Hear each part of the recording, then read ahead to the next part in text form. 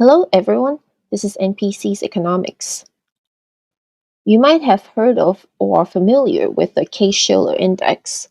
Based on the work by Carl Case and Robert Shiller, there are actually multiple Case-Shiller home price indices: a national home price index, a 20-city composite index, a 10-city composite index, and a 20 individual metro area indices. But that is not what I want to talk about today. See, in early 2010, when the economy was still in terrible shape, the same Robert Shiller suggested that bubbles could be diagnosed using the same methodology psychologists use to diagnose mental illness. Basically, the idea is that a bubble is a form of psychological malfunction and that can be diagnosed using a checklist. And like mental illness, there's a tricky gray area between being really sick and just having a few problems. The idea that I want to develop is that good investing is a little bit like diagnosing mental illnesses, because you have to understand the pricing of assets to find something that is underpriced for now and will improve later. So that means understanding the origins of people's thinking. So, here is Schiller's bubble checklist. There are 7 items. Sharp increases in the price of an asset like real estate or dot-com shares, great public excitement about said increases, an accompanying media frenzy, stories of people earning a lot of money causing envy among people who aren't, growing interest in the asset class among the general public, new era theories to justify unprecedented price increases, and finally, a decline in lending standards. So we're going to use this checklist to look at the United States housing market. First, sharp increases in the price of an asset. There is no doubt that home prices have surged a lot in recent years.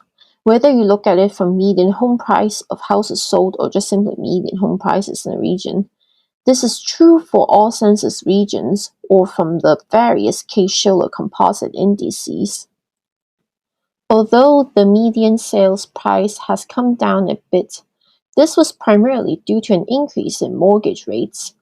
For now, we will put a tentative check mark next to this. Second, great public excitement about said increases. This is a bit hard to measure quantitatively, so my apologies for talking about it from an anecdotal perspective. Naturally, those who are already homeowners before the pandemic were excited, as they gained a lot of sweet equity from the increases. But just as there are many people who managed to climb the homeowner ladder excited about said increases, there are also many who are pissed off that they missed the boat. And then there's also a subset of homeowners who are probably not thrilled with the increases either. These are the people who are not intending to move or sell anytime soon, but are watching their property taxes, insurance, and other homeowner-related expenses going up, up, up. Third, is there an accompanying media frenzy? What kind of criterion is this? That should be an automatic yes, right? Given that media nowadays mostly write clickbait articles with clickbait headlines on topics that they know will stir people's emotions up. Manufactured societal divisions are what drive these article clicks. Beyond mainstream media, there is also definitely an accompanying social media frenzy. The RE Bubble subreddit was created in late 2020 and has about 116,000 subscribers as of mid-February 2024. Meanwhile, the real estate subreddit, a much older and larger one than the RE Bubble, went parabolic around January 2023 in terms of subscribers. You can probably see similar trends across other social media platforms, whether it be Twitter, Instagram, or TikTok. Fourth, are there stories of people earning a lot of money causing envy among people who aren't? Sure, why not? The RE Bubble subreddit, for example, is filled with these kinds of comments. Many people are lamenting that they are permanently priced out. The pandemic also fueled a rise in the interest in Airbnb and short-term rentals.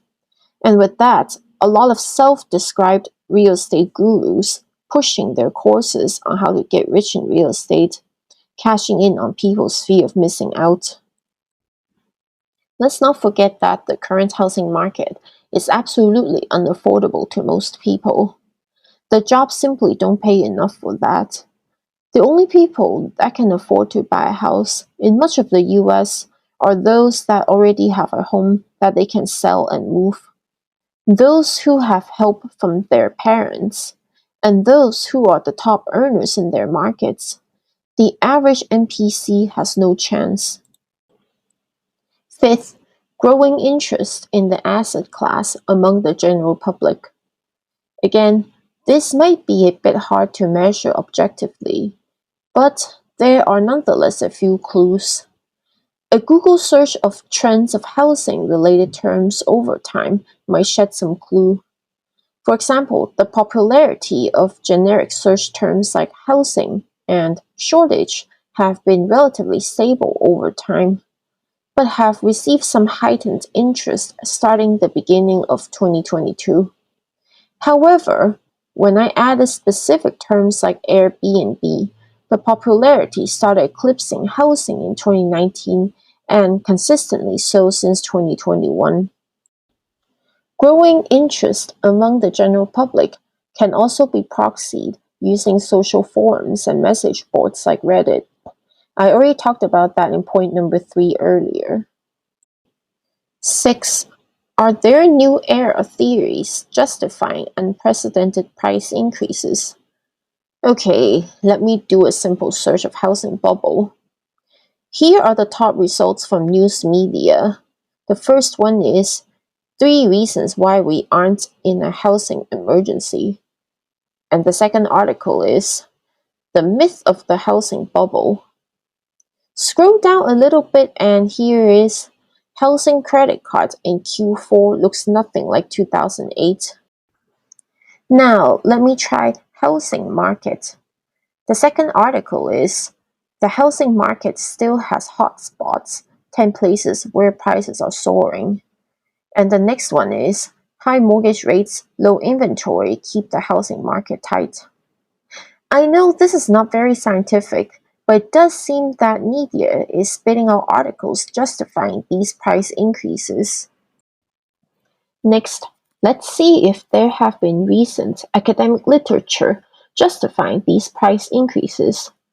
Again, this is by no means scientific, as results returned could be skewed by search terms. There's one paper here that finds that the national factor has been detached from the identified macroeconomic shock since 2014, a decade ago, and another one in which a main finding is that keywords such as housing bubble and real estate agent perform very well as bubble indicators, but nothing really justifying the price increases, so let's put that as a maybe. And lastly, a decline in lending standards. This one is really tricky. See, conventional lending standards have indeed gone tighter since the housing bubble from 2005 to 2008. It's hard to argue against it. Credit score at mortgage originations are much higher today than that period. However, credit scores at the 50th, 25th, and 10th percentiles had begun to slip around early 2021, suggesting a decline in lending standards. Furthermore, during the pandemic, the US government pulled out all the stops to prevent the economy from crashing. These measures include rent eviction and mortgage foreclosures moratoria, and student loan payment pauses. When just about all forms of debt payments have been put on hold and borrowers didn't have to take the credit hit, doesn't that mean people's credit score suddenly looked good, a la credit score inflation? But that is still missing the whole picture. See, shadow banks or non-bank financial intermediaries that legally provide services similar to traditional commercial banks but outside normal banking regulations were a contributing factor in the housing bust in 2008. These shadow banks are entities such as hedge funds, money market funds, exchange-traded funds, and private equity funds. The average NPC looking to buy a home probably doesn't have access to these entities. But you know who do have access? Institutional investors like Blackstone and Invitation Homes, which have been snapping up homes since a glut of homes became available cheaply after the 2008 downturn. Admittedly, I am not an expert in lending.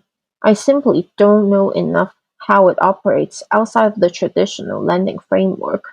So for this, I'll put as a maybe. To summarize, Shiller's bubble checklist checks at least 5 out of the 7 items. But does that necessarily mean that there is a housing bubble? After all, housing is highly localized, and home buying is a very personal and emotionally driven decision. Not to mention, the pandemic and the drastic government measures to prevent the economy from collapsing during the pandemic have made the housing market wonky. Robert Shiller is not the only person who has come up with a housing bubble checklist or indicators. I will talk about the other ones in the next video. So what do you think? Let me know your thoughts in the comments and I'll see you next week. Bye!